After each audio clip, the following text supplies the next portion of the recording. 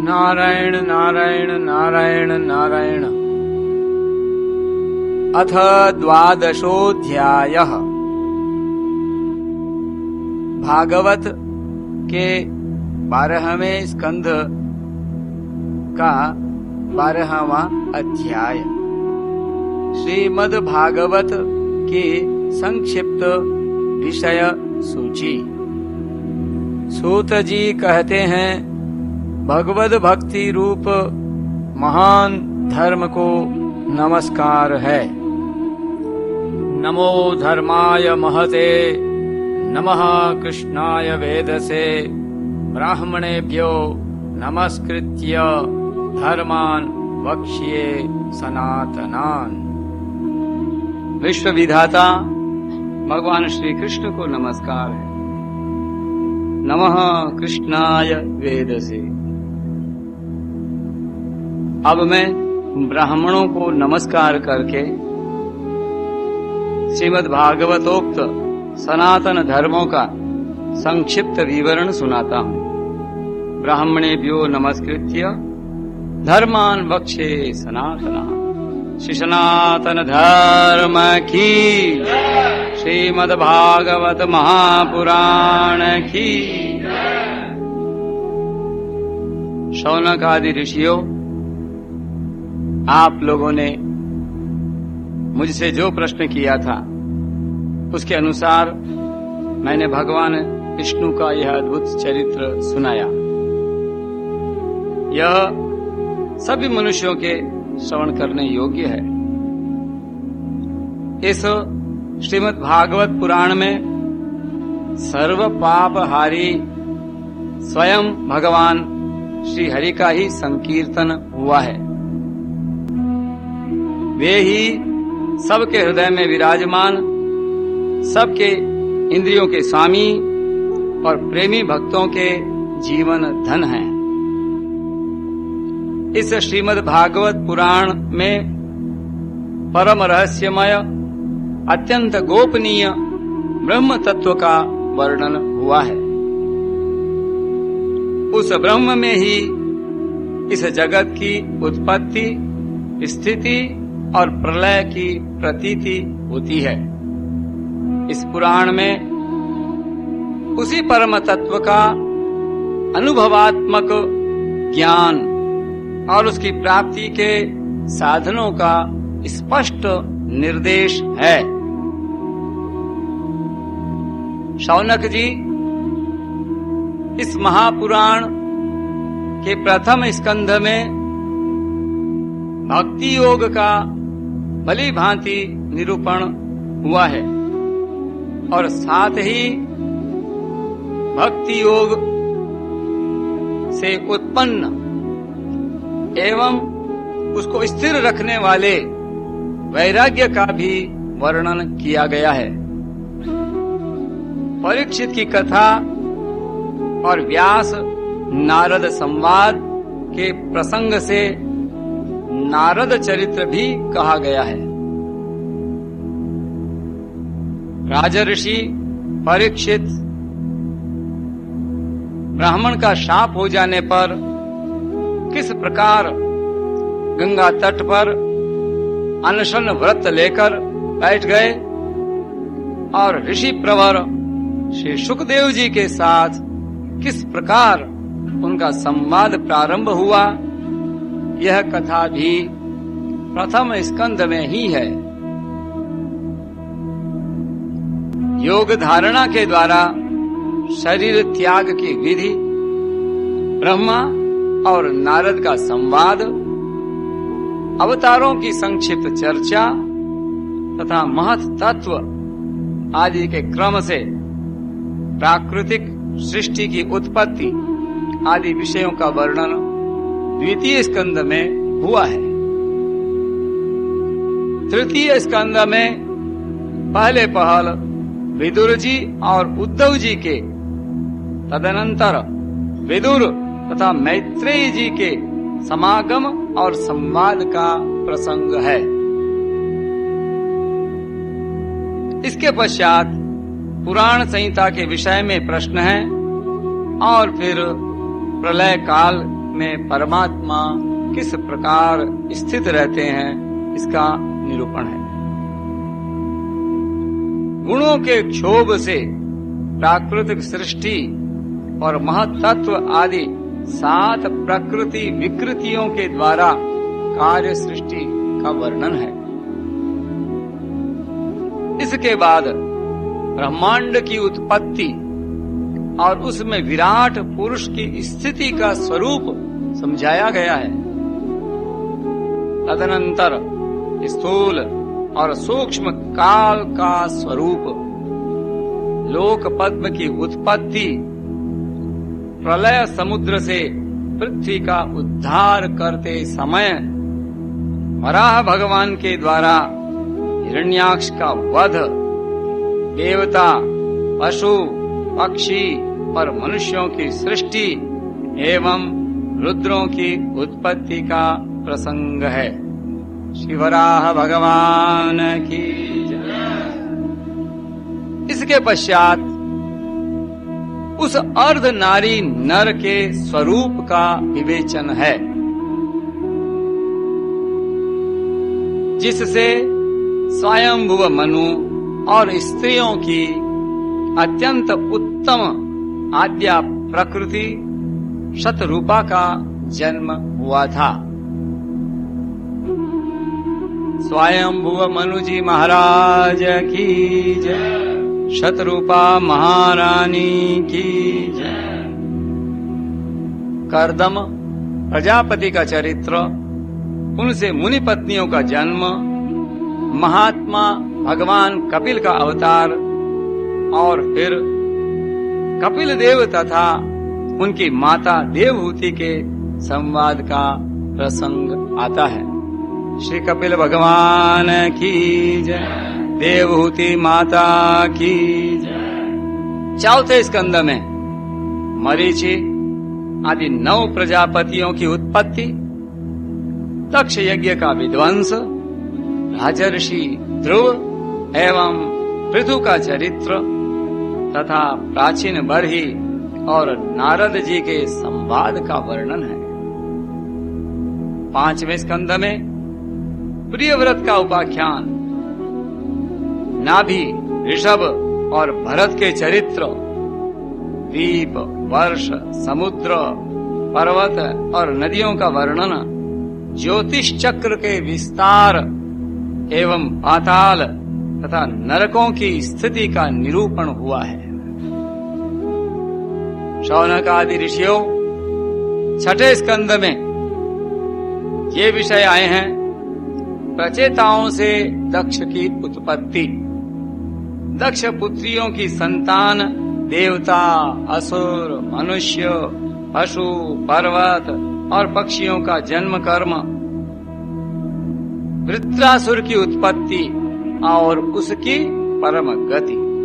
अब 7वें स्कंद के विषय बतलाए जाते हैं। इस स्कंद में मुख्यतः दैत्यराज हिरण्यकशिपु और हिरण्याक्ष के जन्म कर्म एवं दैत्य शिरोमणि महात्मा प्रहलाद के उत्कृष्ट चरित्र का निरूपण है। भक्त शिरोमणि प्रहलाद जी महाराज की जय, श्री नृसिंह भगवान की जय। 8वें स्कंद में मनवंतरों की कथा, गजेंद्र मोक्ष, विभिन्न मनवंतरों में होने वाले जगदीश्वर भगवान विष्णु के अवतार, कूर्म, मत्स्य, वामन, धन्वंतरी, हयग्रीव आदि। अमृत प्राप्ति के लिए देवताओं और दैत्यों का समुद्र मंथन और देवासुर संग्राम आदि विषयों का वर्णन है। 9वें स्कंद में मुख्यतः राजवंशों का वर्णन है। इक्ष्वाकु के जन्म कर्म, वंश विस्तार, महात्मा सुद्युम्न, इला एवं तारा के उपाख्यान, इन सब का वर्णन किया गया है। सूर्य वंश का वृत्तांत, शशाद और नृग आदि राजाओं का वर्णन, सुकन्या का चरित्र, शरियाती, खटवांग, मानधाता, सौभरी, सगर, बुद्धिमान ककुत्स्थ और कौशलेंद्र भगवान राम के सर्व पापहारी चरित्र का वर्णन भी इसी स्कंद में है। मर्यादा पुरुषोत्तम श्री भगवान राम की जय। तदनंतर निमि का देह त्याग और जनकों की उत्पत्ति का वर्णन है।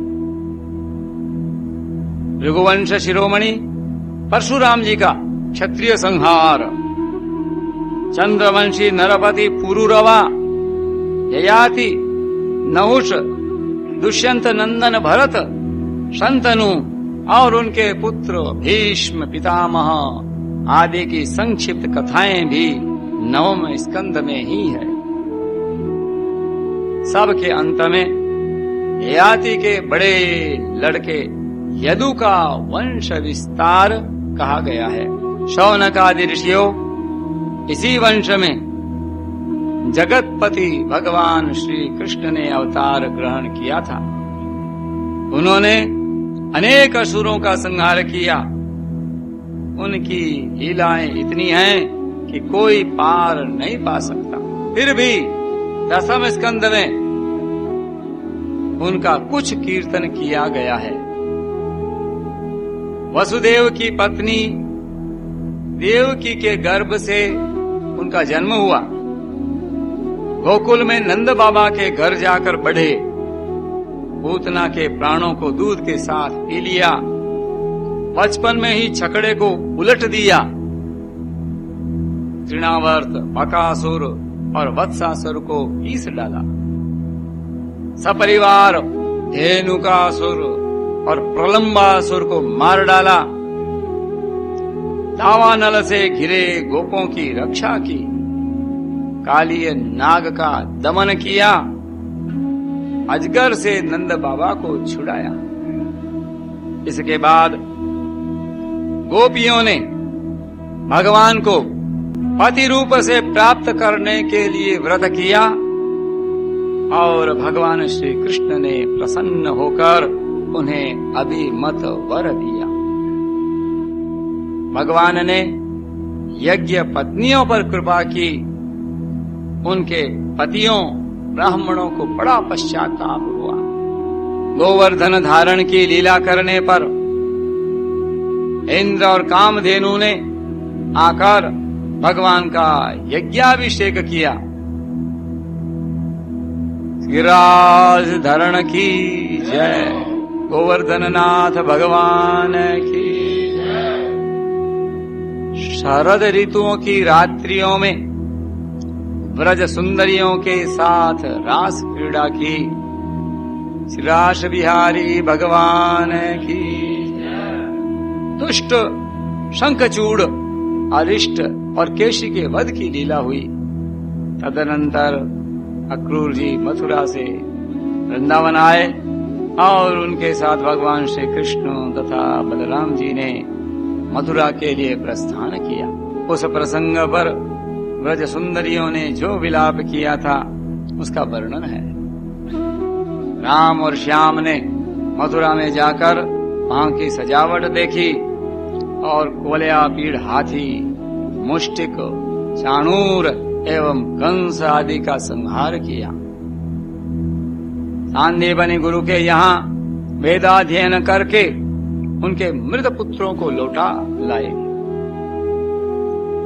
शौनक आदि ऋषियों जिस समय भगवान श्री कृष्ण मथुरा में निवास कर रहे थे उस समय उन्होंने उद्धव और बलराम जी के साथ यदुवंशियों का सब प्रकार से प्रिय और हित किया।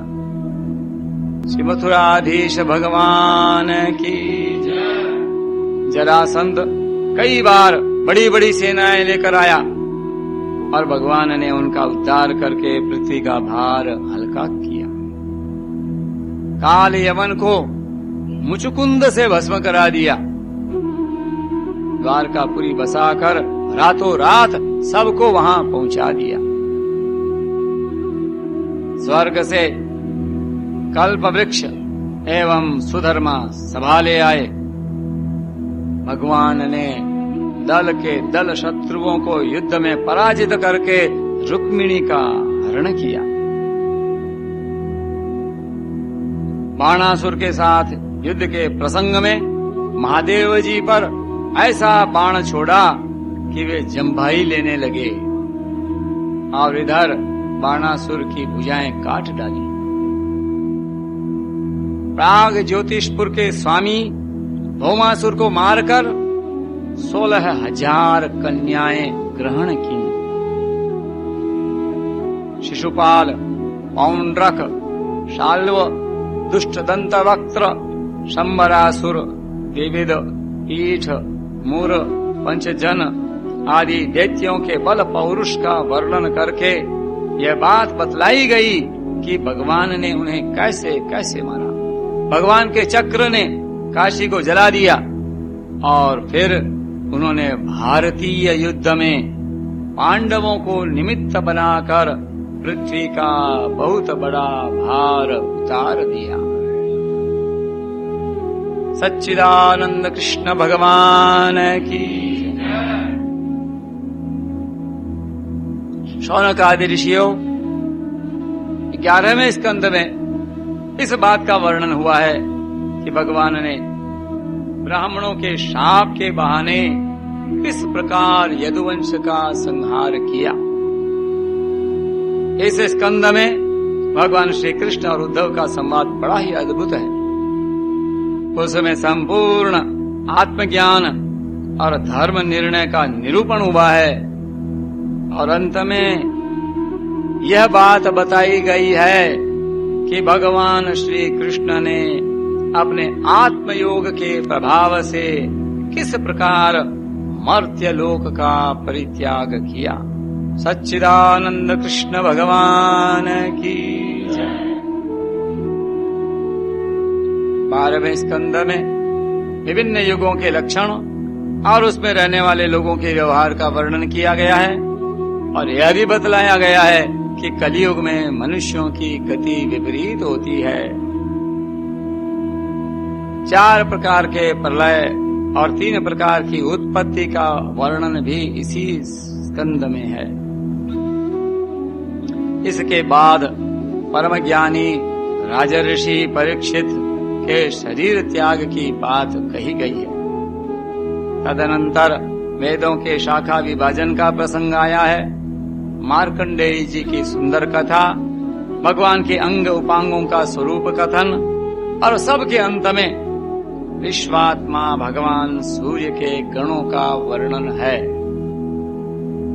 शौनक आदि ऋषियों, आप लोगों ने इस सत्संग के अवसर पर मुझसे जो कुछ पूछा था उसका वर्णन मैंने कर दिया। इसमें संदेह नहीं कि इस अवसर पर मैंने हर तरह से भगवान की लीला और उनके अवतार चरित्रों का ही कीर्तन किया है। जो मनुष्य गिरते पड़ते, फिसलते, दुख भोगते अथवा छींकते समय विवशता से भी ऊंचे स्वर से बोल उठता है, हरये नमः, वह सब पापों से मुक्त हो जाता है। पतितः स्खलितश्चार्तः क्षुत्वा वा विवशो ब्रुवन् हरये नमः इत्युच्चैर्मुच्यते सर्वपातका। हरये नमः। यदि देश, काल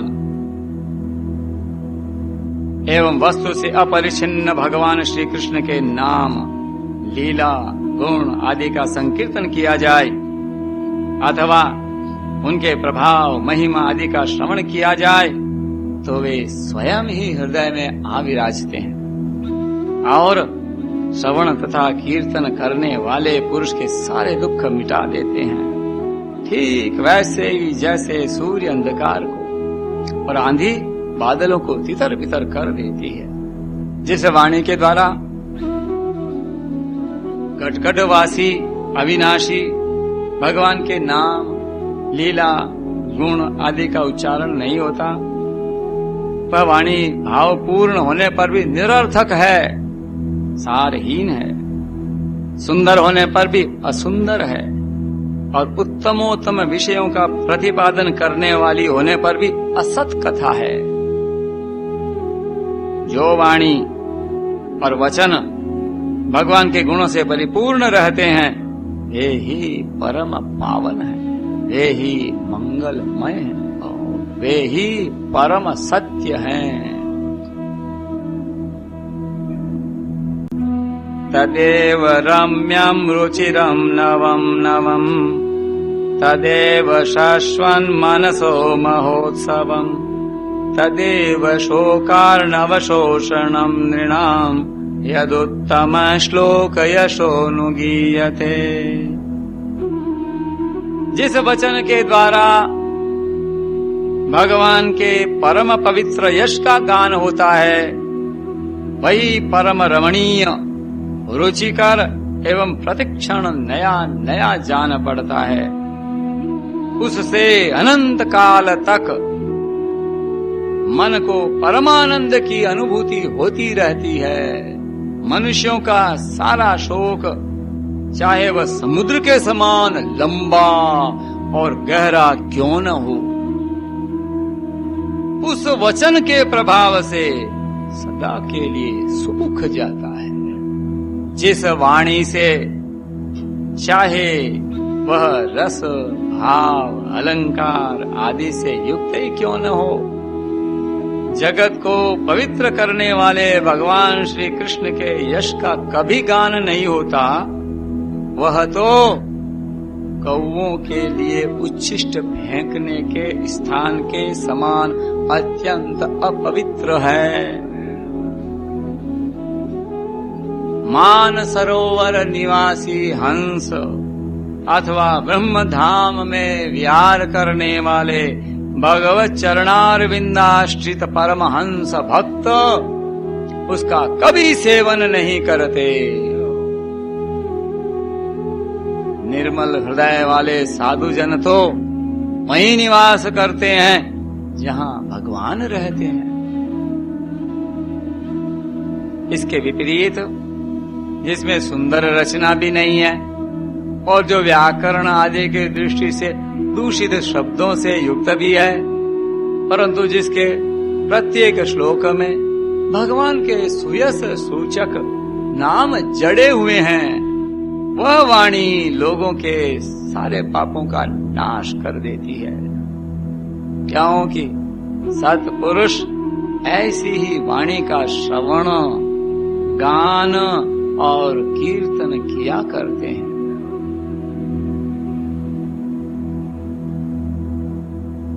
वह निर्मल ज्ञान भी जो मोक्ष की प्राप्ति का साक्षात साधन है, यदि भगवान की भक्ति से रहित हो तो उसकी उतनी शोभा नहीं होती।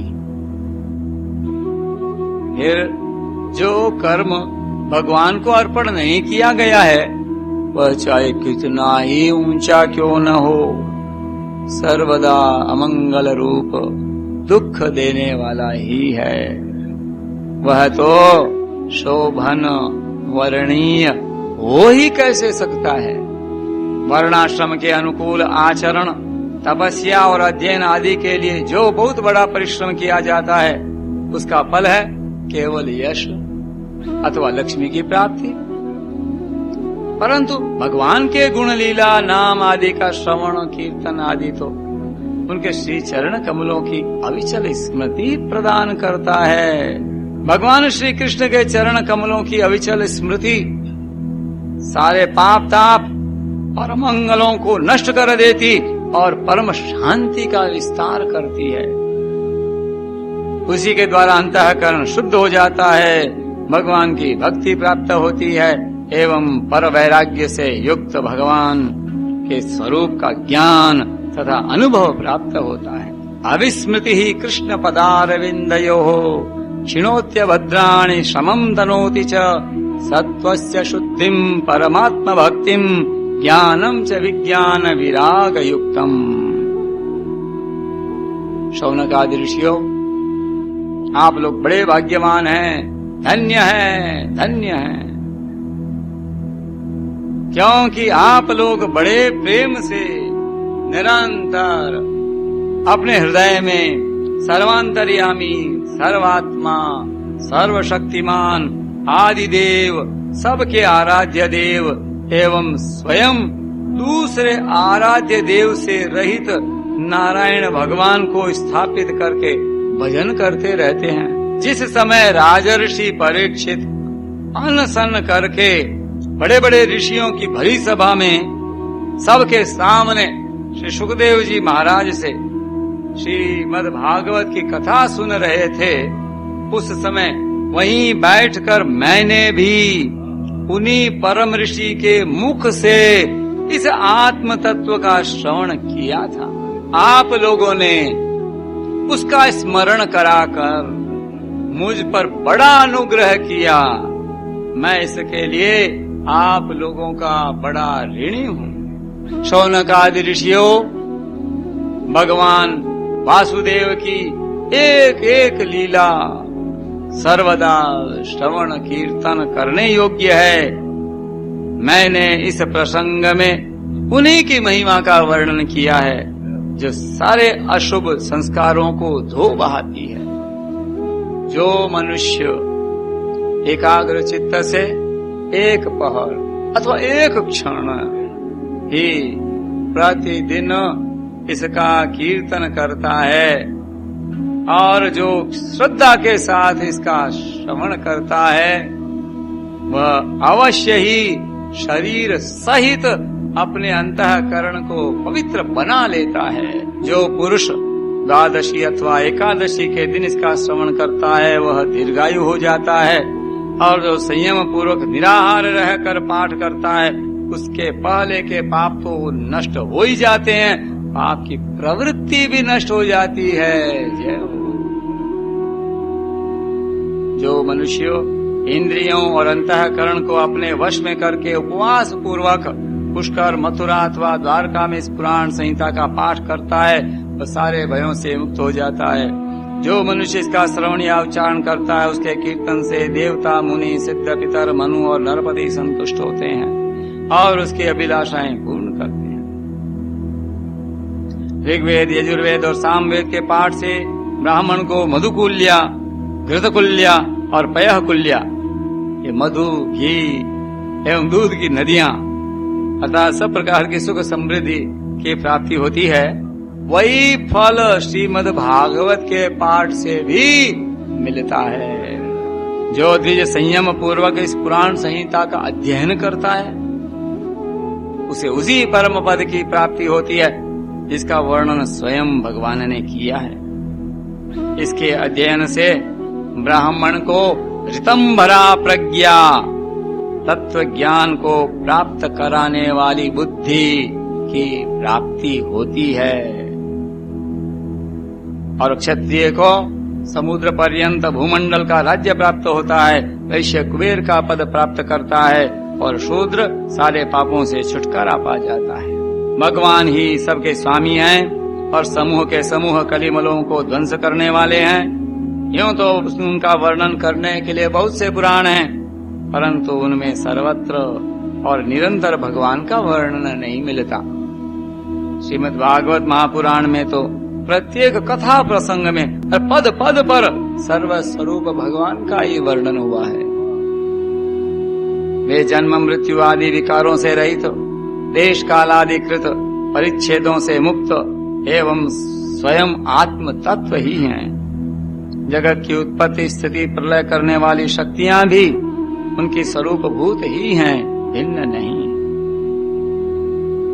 ब्रह्मा, शंकर, इंद्र आदि लोकपाल भी उनकी स्तुति करना लेश मात्र भी नहीं जानते।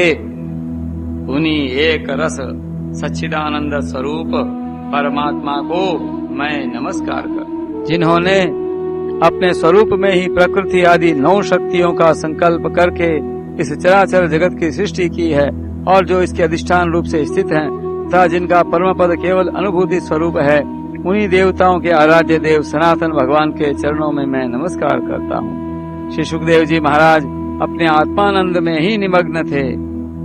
इस अखंड अद्वैत स्थिति से उनकी भेद दृष्टि सर्वथा निवृत्त हो चुकी थी। फिर भी मुरली मनोहर श्याम सुंदर की मधुमयी मंगलमयी मनोहारिणी लीलाओं ने उनकी वृत्तियों को अपनी ओर आकर्षित कर लिया और उन्होंने जगत के प्राणियों पर कृपा करके भगवत तत्व को प्रकाशित करने वाले इस महापुराण का विस्तार किया। मैं उन्हीं सर्व पापहारी व्यास नंदन भगवान श्री सुखदेव जी के चरणों में नमस्कार करता हूँ। व्यास सूनुम नतोस्मि। भगवान श्री सुखदेव जी महाराज की